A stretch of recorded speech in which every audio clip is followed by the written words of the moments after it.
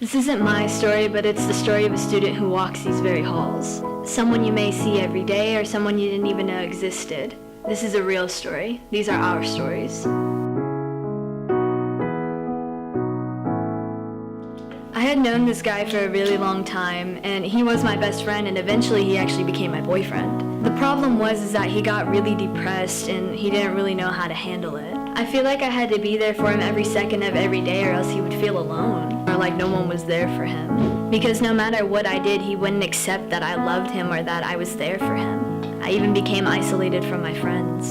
I watched as I drifted further from them until to the point where it was just me and him. I didn't have anyone else. I burned all those bridges just to be with him. And then he decided that he didn't want to be with me anymore. And I was completely alone. I tried desperately to reach out to him, to fix things, but nothing I did was enough.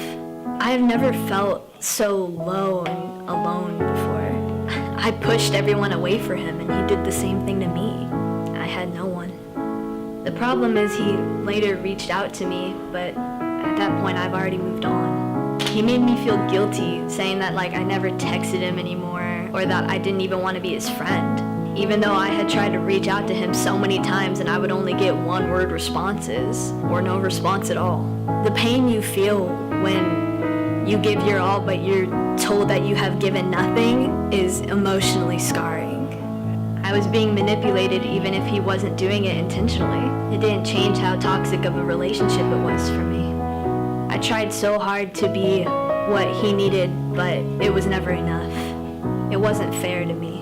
It wasn't fair that I had to feel like I wasn't good enough, wondering what was wrong with me, blaming myself for his obvious lack of care. It wasn't fair that the minute I stopped texting him, the second I stopped trying, he gets to accuse me of not caring, of not being his friend.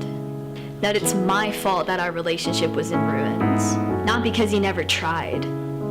Not because he pushed me away. Not because he used me. But because I finally decided to put myself first. Giving all of yourself to someone and they just throw it away. Never even giving them a part of you in return leaves you empty. And to have them tell you that you never gave anything in the first place leaves you scarred.